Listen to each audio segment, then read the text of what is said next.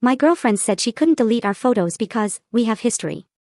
I told her I understood and respected the memory she wanted to hold on to. So I stayed calm and moved on, creating some unforgettable history of my own, with her sister. There are moments in life when everything you thought you knew shatters, leaving you to pick up the pieces and build something new. For me, that moment arrived with a gut-wrenching realization. I wasn't just dating a woman, I was financing her ex-boyfriend's artistic delusions and becoming the unwilling third wheel in their twisted, platonic, love story. The betrayal stung, but the comeuppance. That was a masterpiece of my own making, and trust me, the canvas was epic. You know, I never thought I'd be sitting here, talking about the last 2 years like this, but after everything that went down, I almost need to say it out loud to believe it actually happened. I'm looking out at this garden I designed with my own hands, feeling a peace I haven't felt in what feels like forever. It's been a wild ride, so grab a drink, because this is going to be a long one. I'm 28, and I'm a landscape architect. My company isn't something I inherited, I built it from the ground up. I started mowing lawns at 14, dragging a beat-up push mower around my neighborhood on sweltering summer days. Every penny I earned went into buying a truck at 16, then putting myself through college to study horticulture and landscape design. Now, I run a crew of 8 guys, and we transform high-end residential spaces, outdoor kitchens, elaborate hardscaping, complex lighting systems. I'm not a billionaire, but I've built a damn good, lucrative life. 2 years ago, I bought this mid-century modern fixer-upper on 2 acres, and I've been slowly turning it into my own personal oasis. I believe in hard work, loyalty, and tangible results. I like things I can touch, build, and grow. My best friend and foreman, Caleb, has been with me since the very beginning. Caleb. He's the kind of guy who has zero filter, sees the world in black and white, and is always my reality check. Keep him in mind, he's important later. For the past 2 years, I was dating Sienna, who's 26. We met at a home and garden show. She was working a booth for a boutique marketing agency, and I was showcasing my patio designs. Sienna, she's just undeniable. The kind of woman who literally stops traffic. Polished, charismatic, incredibly articulate. Everything about her is curated, her clothes, her apartment, her speech, and especially her social media. For the first 18 months, I honestly thought I'd won the lottery. She was exciting, always pushing me to dress better, try new restaurants, travel to places I wouldn't have thought of. She moved into my house about 8 months ago. We picked out curtains, debated rug textures. It felt like we were building a life together. But there was always this shadow hanging over us, this lingering, artsy, pretentious shadow named Julian. He was Sienna's ex-boyfriend from college. They dated for 3 years and broke up a year before I met her. Julian is an artist, and I use that term loosely. From what I gathered over 2 years of hearing about him, his art consists mostly of blurry, black and white photos of urban decay, think rusted spoons and sad-looking pigeons, along with stream-of-consciousness poetry typed on a vintage machine he can't even maintain. He worked sporadically as a barista and spent the rest of his time seeking inspiration or battling the muse. From our very first date, Sienna made it clear Julian was still in her life. "We're just friends," she told me on our second date, looking me straight in the eye. "We went through a lot in college, helped shape each other. It wouldn't be healthy to just cut him off. We've matured into a platonic friendship. I hope you're secure enough to handle that." I am secure. I have female friends. At first, I didn't see a problem. I thought it showed maturity. I was so wrong. It was messy. Extremely messy. And as I'd later discover, it wasn't platonic at all. The real issue wasn't just that they were friends. It was that Julian occupied the emotional center of her life, and I was relegated to the role of stability provider. I was the infrastructure, Julian was the culture. Sienna's Instagram was basically a digital shrine to their past relationship. I'm not talking about old photos buried deep from 2019. No, I mean active, constant reposting. Every Thursday, without fail, a hashtag Throwback Thursday post on her story. On this day 3 years ago, Julian and I got lost in Rome. Best pizza of my life. Or, thinking about that time Julian surprised me with front row tickets to the Indie Film Festival. Such a core memory. Or, flashback to the time we camped on the roof to watch the meteor shower.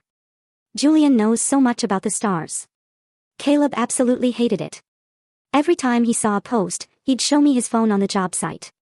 "Dude," Caleb would shake his head, "she's not your girlfriend. She's a PR manager for her ex-boyfriend. You're basically funding her obsession." I'd try to defend her, though my voice lacked conviction. "It's just history. She values her past." Caleb would counter, "She's living in it. Watch your back, Austin. History has a way of repeating itself. It wasn't just the digital stuff. It was the constant intrusion into our daily lives. We'd be watching a movie, and she'd pause it to take a call from him because he was having a crisis about the font choice on his resume. We'd be out hiking, enjoying nature, and she'd stop to text him photos of a tree because Julian loves this kind of bark texture. I remember one specific incident, about 6 months into us living together. I'd come home after a grueling 10-hour day laying a flagstone patio in 90-degree heat. I was exhausted, covered in stone dust, just wanting a shower and food. I walked into the kitchen, and Sienna was at the island, laptop open on FaceTime. "No, Jules, you have to capture the essence of the melancholy," she was saying, using that soft, nurturing voice she rarely used with me. "The lighting needs to be starker." She glanced at me, offered a quick wave, and went right back to the conversation. I showered, changed, and came back out to start dinner. She was still on the call. "I just don't think the gallery owner understood your vision," she said. I started chopping vegetables for a stir-fry. The knife hitting the cutting board seemed to annoy her. She sighed loudly and moved into the living room to continue the call. She stayed on the phone for another hour while I cooked, ate alone, and cleaned up. When she finally hung up, she came into the kitchen, looking drained. "Julian is going through so much," she said, grabbing a bottle of sparkling water. "Being a creative is so exhausting." "I'm sure," I said, trying to keep the edge out of my voice. "Dinner's in the fridge if you're hungry." "I'm not hungry," she replied. "I'm emotionally spent. I think I'm just going to go read." That was the dynamic. Julian took, Sienna gave, and I paid for the groceries. The cracks really started to show about 4 months ago. I just landed a massive contract for a commercial complex, the biggest job of my career. A complete overhaul of a corporate park, water features, native planting zones, employee relaxation areas. It was the kind of job that puts a company on the map. I came home, bursting with excitement, ready to celebrate. I'd picked up takeout from her favorite expensive sushi place, even bought a nice bottle of sparkling grape juice since we had an early morning the next day. I walked in, and she was on the couch, full-on sobbing. "What's wrong?" I asked, dropping the food and rushing over. "Is everyone okay? Is it your mom? Did something happen at work?" "It's Julian," she sobbed, burying her face in a throw pillow. My stomach dropped. "What happened? Is he okay?" He didn't get the grant," she cried. "He applied for this Arts Council grant for his photography series on abandoned shopping carts, and they rejected him. He's devastated, Austin. He's talking about giving up art entirely. He says the world isn't ready for his vision." I stood up, taking a step back. The excitement of my own victory drained away, replaced by a cold irritation. "Okay," I said slowly. "That's sad. Rejection is part of life, but he can apply for other grants, right?" She looked at me like I was a monster. "You don't get it. His soul is crushed. He puts his heart on the line every day. It's not like your job where you just follow a blueprint. This is his identity." "My job requires creativity, too, Sienna," I said, a little sharper than I intended. "And I just landed the Highland Park contract. I brought dinner to celebrate." "How can you think about work right now?" she snapped, standing up and grabbing her keys. "You are so insensitive. Julian is in a dark place. I have to go over there. He shouldn't be alone right now." "Sienna," I pleaded, gesturing to the sushi bags. I brought $80 worth of sushi. We were supposed to celebrate. "Eat it yourself," she said. "I can't eat. I'm too upset." She left me there with the sushi and a signed contract that would secure my business finances for the next year. I ate alone that night, staring at the wall, wondering when I had become the side character in my own relationship. That night, I started to get suspicious. Not just annoyed, but truly suspicious. She didn't come home until 2 a.m. She claimed she fell asleep on his couch while watching over him. I wanted to believe her, but Caleb's voice echoed in my head, history repeats itself. The breaking point came a month later. It was our 2-year anniversary. I'd planned a weekend getaway to a cabin in the mountains, a digital detox cabin. No Wi-Fi, spotty cell service, just us, hiking, fires, and relaxing. I thought it would be a good way to reconnect and maybe get her mind off her ex's constant melodramas. The drive up was tense. She spent the first 2 hours texting him. When we lost signal about 20 minutes from the cabin, she actually panicked. "I can't believe there's no service," she complained, holding her phone up to the window and waving it around. "What if there's an emergency? Then we deal with it when we get back," I said, keeping my eyes on the winding road. We're only gone for 2 days. The world will survive without us. This is about us. We got to the cabin. It was beautiful, exposed timber, a stone fireplace, a view of the valley that went on for miles. I'd arranged for groceries to be stocked. I started a fire. I poured us some sparkling cider. Let's take a picture, I suggested, wanting to capture the moment. The light is perfect right now. We took a selfie by the fire. I looked happy, genuinely content. She looked distracted, her smile not quite reaching her eyes. Later that night, the wind shifted, and for a brief moment, the Wi-Fi kicked in, or she caught a bar of signal. I saw her face light up with the blue glow of the screen. She was posting on Instagram. I smiled, thinking she was posting the photo of us. I opened my own phone to check. It wasn't the photo of us. It was a repost of a memory from 2 years ago, the week before we started dating. A grainy, black and white photo of her and Julian sitting on a rooftop at sunset, looking artsy and brooding, smoking cigarettes. She doesn't even smoke. The caption, some sunsets just hit different. Missing this specific energy today. The universe knew what it was doing. Epic history. Soul ties. I stared at my phone screen in the dim light of the cabin. We were here, celebrating our 2-year anniversary, spending money I worked hard to earn, and she was posting about soul ties with her ex from 2 years ago. I put my phone down on the coffee table with a distinct click. Sienna, I mumbled. Humph, she mumbled back, still scrolling, liking comments. Why did you post that? Post what?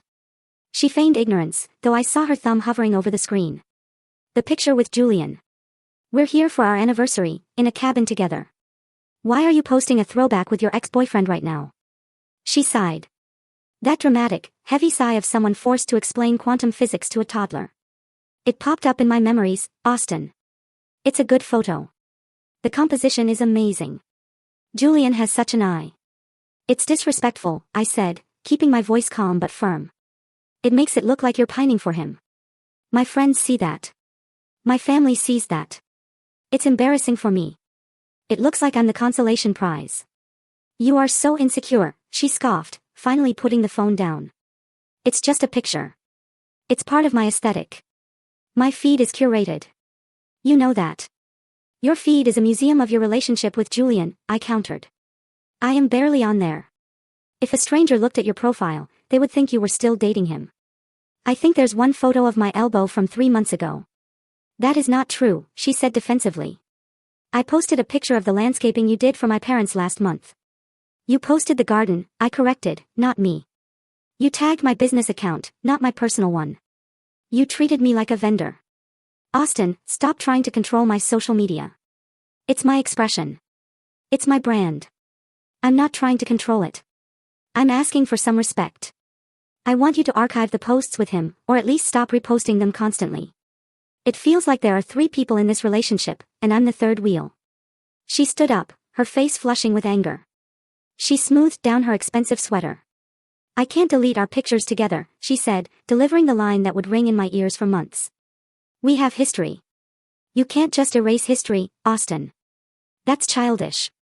Julian and I grew up together. We formed each other. That history is important to me.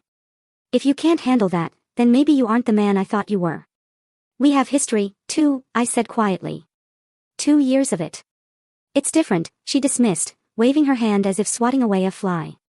Julian is complex. Our connection is intellectual. It's artistic. We speak the same language. You and I, we're practical. It's a different kind of history. You're good for other things. She walked into the bedroom and slammed the door. I sat by the fire for a long time, watching the logs burn down to ash. Practical, different, other things. I wasn't her partner. I was her infrastructure. I was the solid ground she stood on while she reached for the clouds with Julian. I paid the mortgage. I fixed the leaking sink. I planned the trips. I provided the stability. And Julian provided the artistic history and the soul ties. I didn't break up with her that weekend. I drove us home in silence the next day. I needed a plan. I'm a landscape architect, I don't start digging until I have a blueprint. If I broke up with her right then, she would spin the narrative. She would tell everyone I was the jealous, controlling boyfriend who couldn't handle her past or her depth. She would be the victim. Also, I had a nagging suspicion that platonic was a lie. I needed proof. I needed to know exactly what I was dealing with before I blew up my life. Understood, I whispered to myself as I unpacked the truck in the driveway while she texted in the passenger seat. We have history. The following week, I threw myself into work, but I also started paying attention. Really paying attention. I started with the finances. Sienna and I kept separate bank accounts, but we had a shared credit card for household expenses. I logged in to check the statement. There were charges I didn't recognize. A dinner at an Italian place near Julian's apartment on a night she said she was working late. A charge for an art supply warehouse for $300. Sienna doesn't paint. Julian does. I felt a cold knot tighten in my stomach. She was funding him using my money, our household money, to support his art. I met Caleb for lunch at a sub shop near our current job site. Caleb, I said, sliding my phone across the table. Look at this. He scrolled through the statement. He whistled low. Dude, she is buying him canvases while you are busting your back laying pavers. It looks that way. You need more than this, Caleb said, his face serious. You need the smoking gun. If you confront her with this, she will say it was a loan or a gift, or she will gaslight you into thinking you are being cheap. I know, I said. I need to know if it's physical. Of course, it's physical, Caleb snorted. Nobody buys art supplies for a platonic friend they call their soul tie. But you need to prove it. That Tuesday, I was at a wholesale nursery, picking out Japanese maples for a client. I was examining the root ball of a particularly nice specimen when my phone buzzed. It was a text from Maya. Maya, 24, is Sienna's younger sister. Now, let me tell you about Maya. If Sienna is a polished diamond, hard, cold, expensive, and sharp, Maya is sea glass. She's textured, real, interesting, and warm. She's a pastry chef who owns a small bakery downtown called The Kneaded Loaf. While Sienna spent family gatherings talking about her brand, Maya was usually in the kitchen, covered in flour, or outside asking me about soil composition. Hey, Austin, I hope you're doing well. I have a huge favor to ask, and I feel bad even asking. The drainage in the back courtyard of the bakery is a disaster. Every time it rains, it turns into a swamp. I know you're busy with big fancy projects, but do you know anyone reliable who could give me a quote? I don't want to get ripped off. I looked at the text. Then I looked at my schedule. I had a free Saturday coming up. Sienna had already told me she was going to spend Saturday helping Julian organize his digital archives. Austin, I can swing by and take a look myself. I'm actually free this Saturday. Maya, really? You don't have to do that. I can't afford your usual rates. Seriously, I just need a recommendation. Austin, don't worry about it. I need a small project to clear my head. I'll come by around 9 a.m. Saturday morning rolled around. I told Sienna I was going to do some consulting work. She barely looked up from her avocado toast and oat milk latte. Okay, she said. Julian is coming over later. We need to scan some of his old negatives. It's going to be an emotional day for him. Have fun with the history, I said. She didn't catch the sarcasm. I drove to the bakery. When I arrived, Maya was wrestling with a heavy bag of flour near the loading dock. She looked messy and exhausted, and infinitely more genuine than Sienna had looked in months. Austin, she said, wiping her hands on her apron. Thank you so much for coming. We went out back. It was a mess, but it had potential. Old brick walls with ivy, a massive oak tree. I want to turn this into outdoor seating, Maya said. But right now it's just a mosquito farm. I can fix this, I said. It's going to take some work, but I can make this a destination. Austin, seriously, send me a quote, she said. I insist. Tell you what, I said, you pay for the materials, I'll donate the labor. In exchange, you keep me supplied with coffee and those cinnamon rolls I know you make. That is not a fair trade, she argued. Right now, I said, looking her in the eye, I need physical labor. I need to dig holes and carry heavy rocks. It's therapeutic. Please let me do this. She looked at me, assessing the situation. She knew Sienna. She knew how draining her sister could be. Okay, she said softly. But you get free lunch, too. And dinner if you stay late. For the next month, this became my life. Every Saturday and Sunday, and 2 evenings a week, I was at the Kneaded Loaf. And while I built the garden, Maya and I built a friendship. We talked about everything. I told her about how I started my business. She told me about the science of baking. I learned that she hated horror movies but loved true crime podcasts. You know, she said one afternoon, handing me an iced latte. Sienna always says you're so serious. Stoic. But you're actually really funny. I'm only serious when I have to be, I said. Sienna, she likes things a certain way. She likes the aesthetic of the strong, silent type. So, I tend to be quiet around her because if I talk too much, I ruin the vibe she's trying to create. Maya frowned. That sounds exhausting. Playing a role in your own relationship. It is, I admitted. She told Julian I was simple. That I work with dirt. Maya gasped. She did not. I heard her, I said. She thinks because I don't write bad poetry or take blurry photos, I don't have any depth. She's an idiot, Maya said fiercely. Look at this drainage system. This is engineering. This is art. That's not simple. That's brilliant. I stopped working and looked at her. It was the first time in 2 years I felt genuinely seen.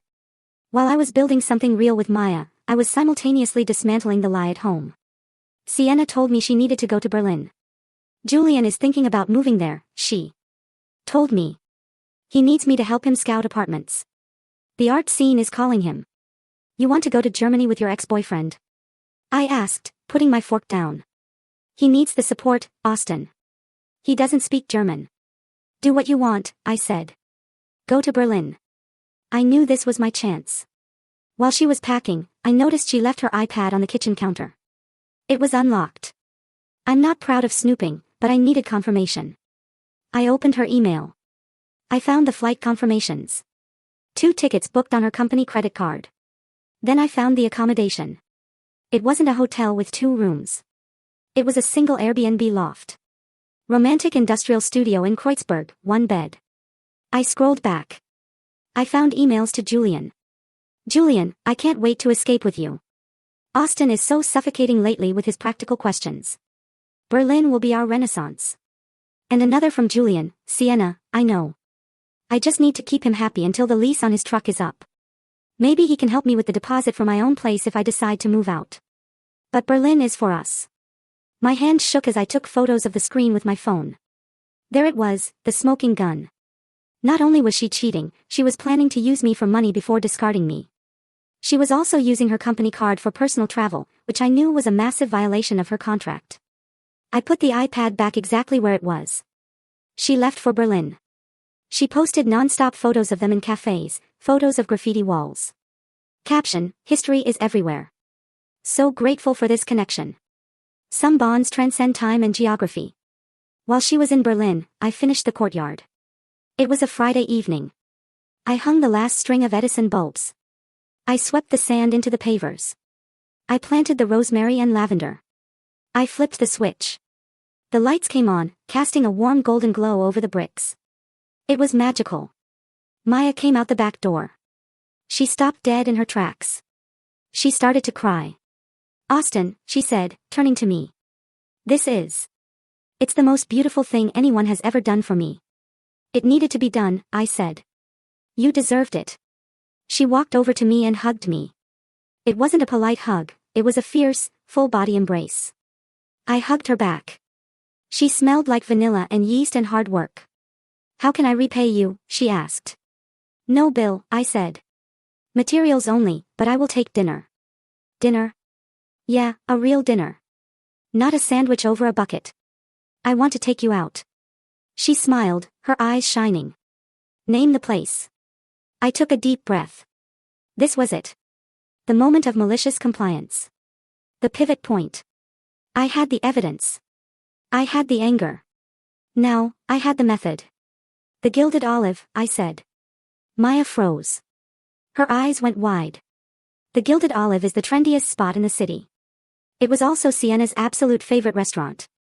It was their spot, hers and Julian's. She talked about it constantly. It was sacred ground in the Sienna mythology. Austin, Maya said, her voice dropping to a whisper. Isn't that Sienna's place? Is it? I played dumb. I just heard the short rib is incredible.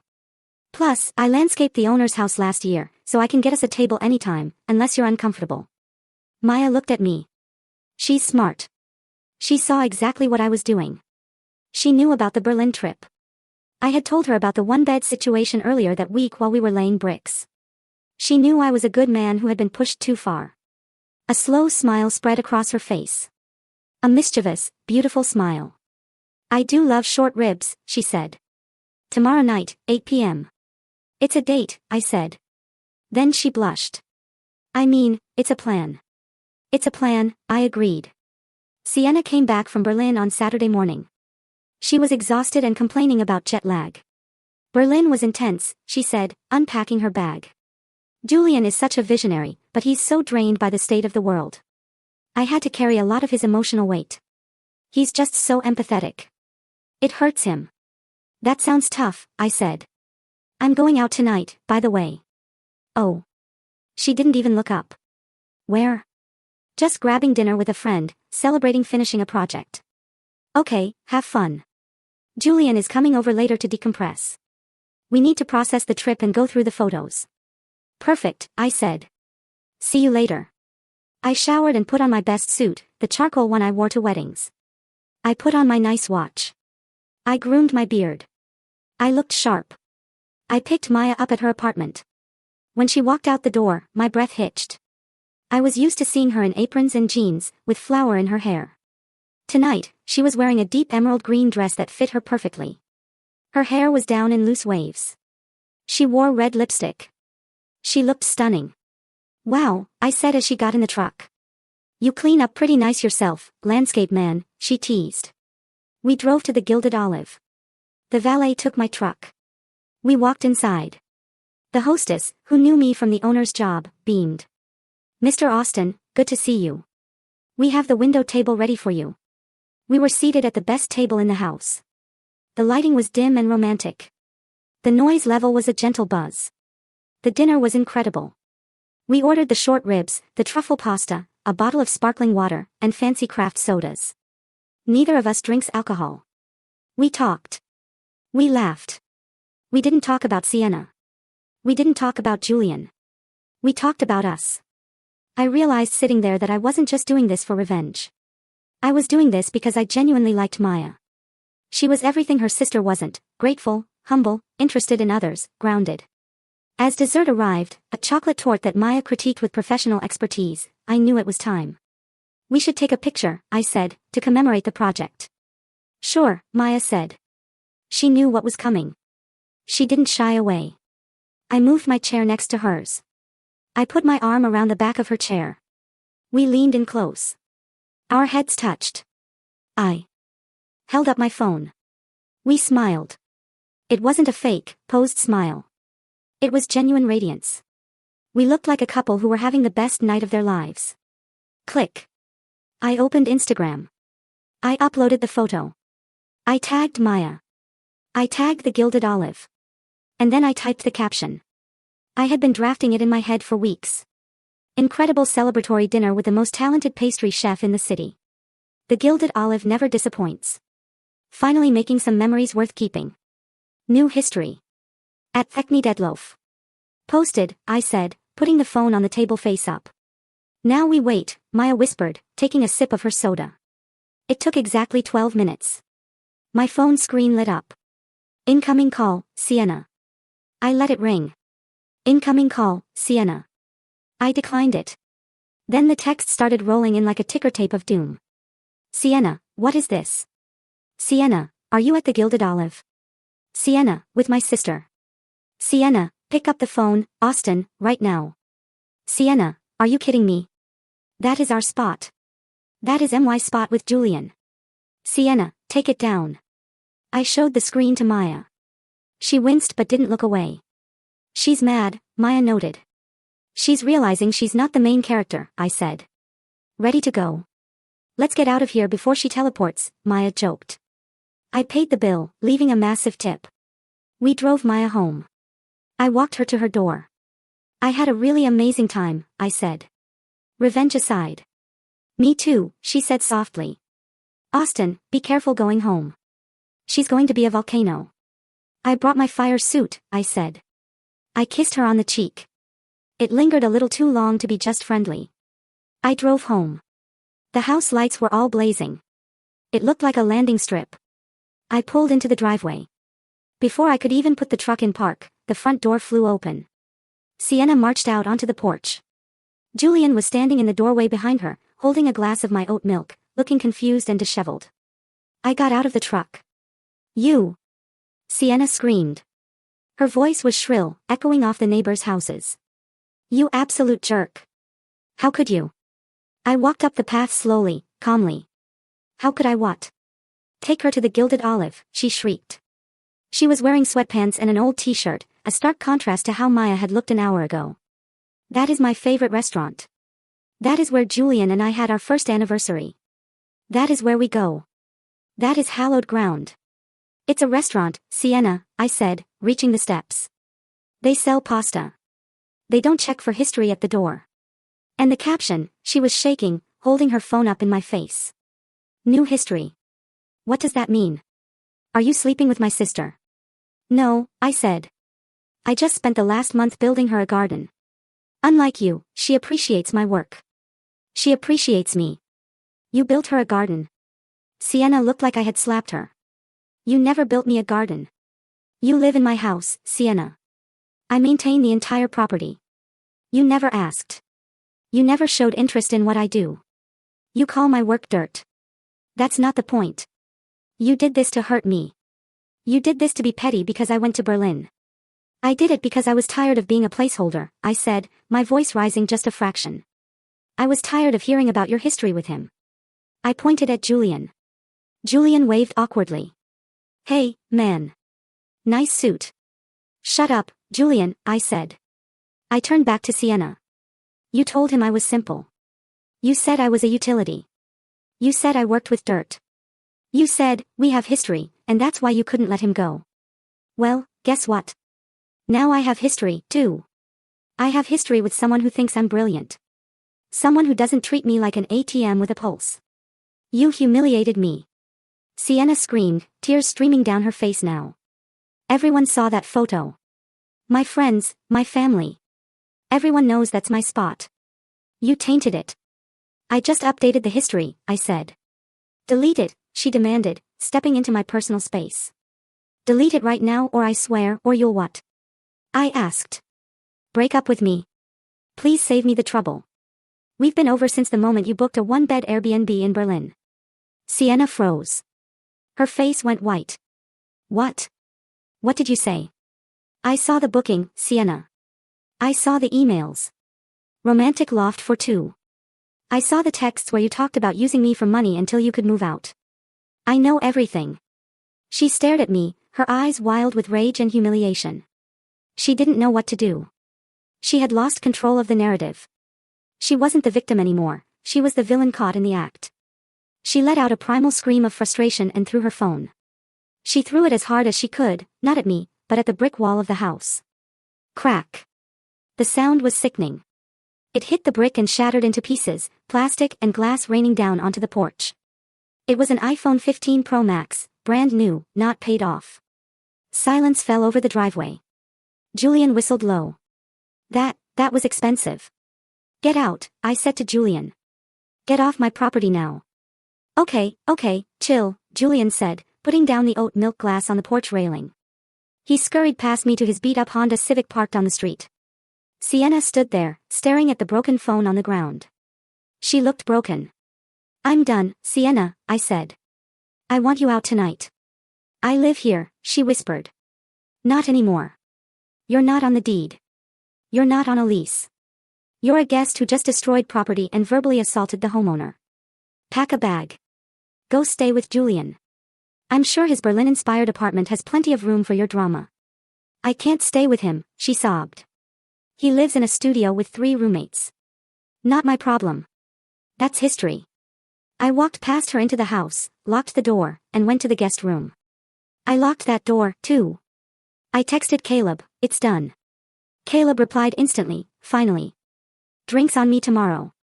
Sparkling water only. The next morning, Sunday, I woke up to the sound of Sienna crying in the hallway.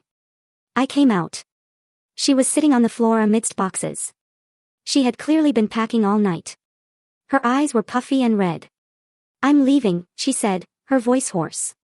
My mom is coming to get me. Good, I said. I went to the kitchen to make coffee. I didn't offer her any. Her mother arrived an hour later. I expected a confrontation. I expected to be the villain. But Maya had beaten us to the punch.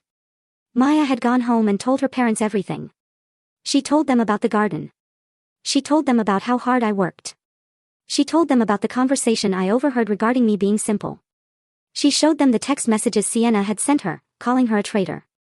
Her mother walked in, looked at Sienna, and then looked at me. Austin, she said, her voice tired. I am so sorry about the phone and everything else. Maya told us. Thank you, Sharon, I said. I appreciate that. Mom. Sienna cried. He took Maya on a date to my restaurant. He humiliated me. Sienna, stop. Her mother snapped. You have been parading Julian around for 2 years. You went to Germany with him last week while Austin was working. You booked a single bed. Do not lie to me. You don't get to play the victim here. You treated a good man like garbage. And now you're paying the price. Get your boxes in the car. Sienna was stunned into silence. Her own mother wasn't buying the act. They loaded the car. As Sienna was carrying the last box, Caleb pulled up in his truck.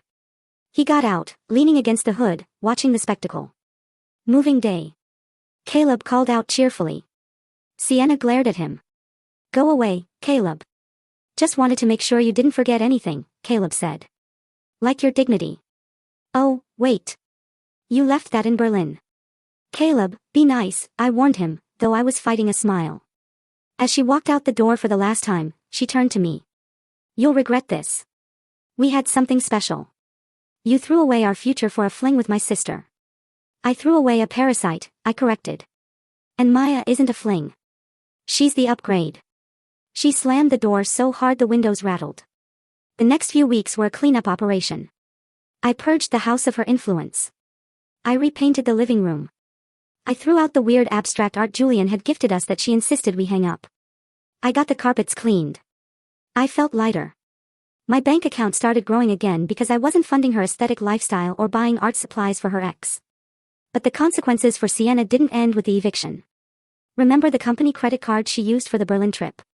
The one she used to book the Airbnb and pay for expensive dinners with Julian. Well, her boss is a friend of a client of mine. I didn't have to say much. I just mentioned casually during a site visit that Sienna had enjoyed her vacation in Berlin. Vacation? The client asked. She told the agency she was at a design conference in Munich. The client made a call. An audit was done. Sienna was fired for misuse of company funds and falsifying expense reports. She lost her job, her reputation in the local industry, and her steady income in one fell swoop. And Maya? We took it slow. We didn't want to be a scandal. We kept things low-key for a month or two. I went over to her place for dinner. We went for hikes. We worked in the garden at the bakery, maintaining what we had built. It turns out when you build a relationship on mutual respect and shared interests, rather than history and drama, it's actually really easy. It's what I always wanted, and I finally have it. It just took a little bit of planting, a little bit of weeding, and a lot of patience.